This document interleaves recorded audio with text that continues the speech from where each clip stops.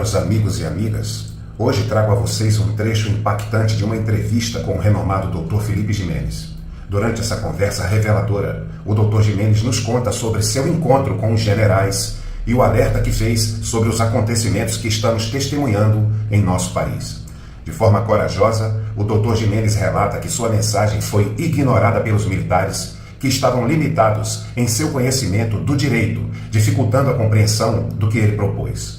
Então, o que muitos não sabem é que nós, do Grupo B38, estávamos trabalhando nos bastidores com os militares, em quem o próprio Bolsonaro confiava e que foi traído por eles. Mas aqui está o ponto crucial. Mesmo sem o conhecimento de vocês, enfrentamos desafios financeiros para dar continuidade a essa importante causa. E é nesse momento que a cooperação de todos se torna essencial. Precisamos de sua ajuda financeira para continuarmos avançando, desvendando a verdade e promovendo mudanças reais em nosso país. Entendam, amigos, que sua participação financeira é vital para o nosso canal. O futuro de nossa nação está em jogo e cada contribuição faz a diferença. Ao colaborar, você se torna parte ativa dessa luta pela justiça, pela verdade e pela defesa dos valores que tanto prezamos. Não podemos deixar essa oportunidade escapar. O poder está em nossas mãos para promover uma transformação significativa e isso requer recursos financeiros. Sua cooperação será a força propulsora para alcançarmos nossos objetivos comuns. Lembrem-se, que nesse momento nós temos armas poderosas que nos movem. A urgência, a importância do agir agora, antes das próximas eleições, com a possibilidade de fazer a diferença. Juntos podemos criar um impacto duradouro, moldando o futuro de nosso país para melhor. Sigamos agentes dessa mudança. Demonstremos nosso apoio e solidariedade. Vamos nos unir para construir um país mais justo e próspero. A hora é agora. Conto com sua colaboração. Um forte abraço. Veja a entrevista de Felipe Jimenez. E são essas urnas que hoje permanecem, essa insegurança para as próximas eleições aqui no Brasil. Tá? Mas eles querem nos fazer a entender de outra maneira, que elas não são inseguras. Eu não confio, gente. Nós não temos que confiar nisso. Nós precisamos da contagem dos nossos votos, e isso só é possível por meio do voto impresso. Doutor Felipe Jimenez, durante essa última eleição, o senhor chegou a levar esse assunto para os generais do Exército? O senhor conversou com alguns deles? Eu conversei visitei como cidadão, é importante dizer isso, porque tem uns porcarias aqui no meu estado me perseguindo, me processando, me acusando de que eu uso meu cargo para fazer esse trabalho. Não, eu sou cidadão e como cidadão, no exercício da minha liberdade de expressão, inclusive é o que eu estou fazendo aqui agora, no exercício da minha cidadania, da minha liberdade de expressão e no meu conhecimento de ofício, eu fiz essas visitas e estive várias vezes em Brasília, gastei muito dinheiro do meu bolso fazendo essas viagens para Brasília. Eu conversei com o general Braga Neto, conversei com o general Heleno, conversei com o general Paulo Sérgio, conversei com o general Vergara, do Ministério da Defesa. Eu não me lembro mais, mas eu falei com um monte de militares. Olha, coronel, o senhor me desculpe, eu sei que o senhor é militar, mas olha, é impressionante a dificuldade que os militares têm para entender a hermenêutica jurídica. Existe, parece que, um bloqueio mental.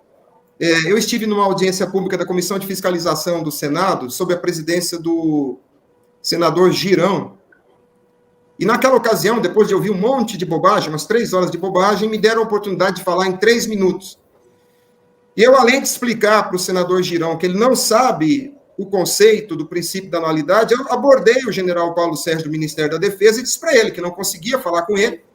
Porque o general Paulo Sérgio, doutor Felipe, naquela época era o comandante, o ministro da Defesa. Ministro da Defesa.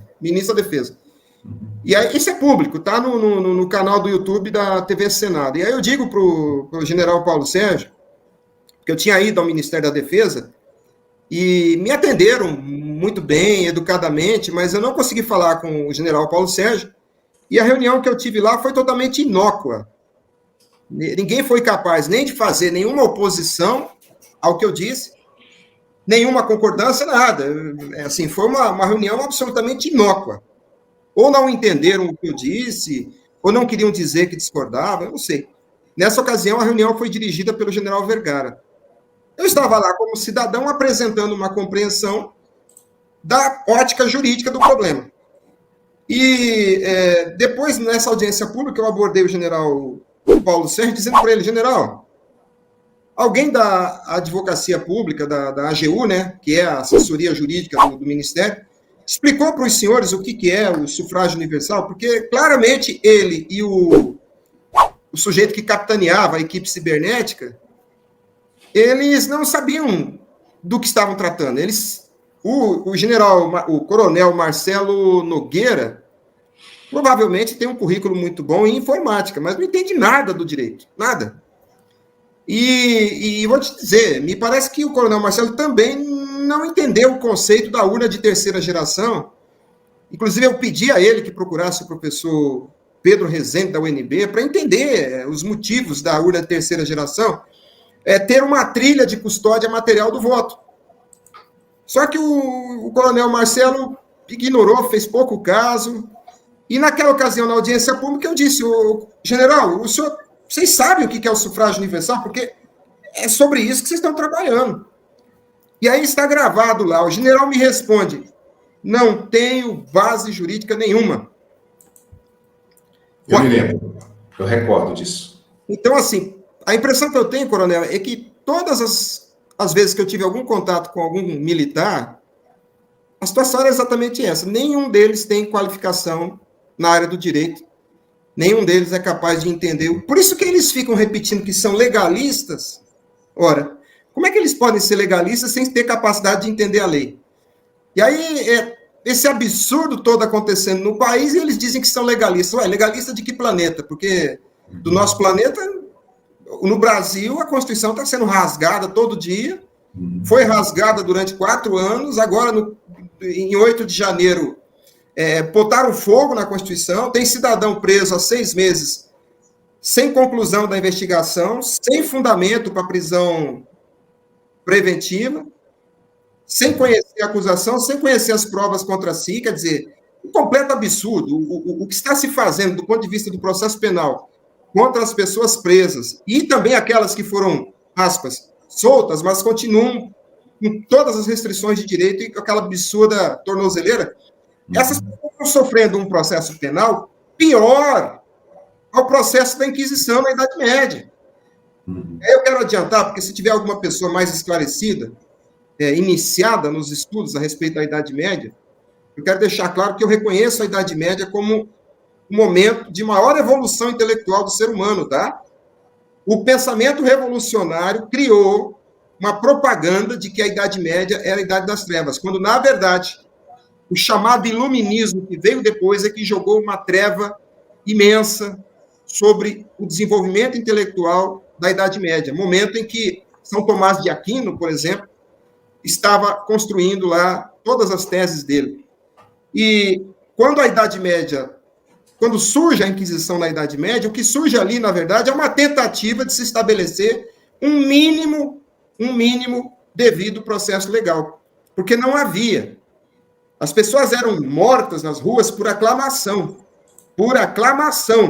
como acontece, às vezes, numa rua, se alguém vê um sujeito abusando de uma criança, ele vai ser trucidado pela população, e eu espero que seja punido mesmo, mas só que na Idade Média, esse justiçamento público, como acontece hoje nas favelas do Rio de Janeiro, no micro-ondas, que quando um desafeto do narcotráfico é colocado amarrado dentro de uma pilha de pneus e incendiado vivo, isso acontecia. E aí vem a Igreja Católica e tenta implementar um mínimo devido processo legal, onde havia uma acusação, havia os termos da acusação, havia um rito processual. Agora, o que está acontecendo com esses coitados que foram colocados num centro de concentração, né, um campo de concentração no dia 9 de janeiro, o que está acontecendo com eles é pior. O que está acontecendo com esses coitados presos no dia 9 de janeiro é semelhante ao que acontece na favela com o desafeto do narcotraficante, porque o cara não sabe por que está sendo morto, não sabe a acusação, não tem oportunidade de defesa, não tem recurso, não tem nada. Isso aí é um. Os advogados estão dizendo que não tem acesso aos autos, né? E aí, gostou do vídeo? O que você achou? Então fala agora com alguma coisa, né? Comente aí, diga aí o que você achou, tá bom? Do vídeo. Se gostou, se não gostou, dá sua sugestão, sabe? Deixa seu like aí, sabe? Seu comentário, tá? Ou se tiver alguma sugestão pra gente aí também ter, que a gente vai agradecer muito, tá bom? Fiquem com Deus e até mais.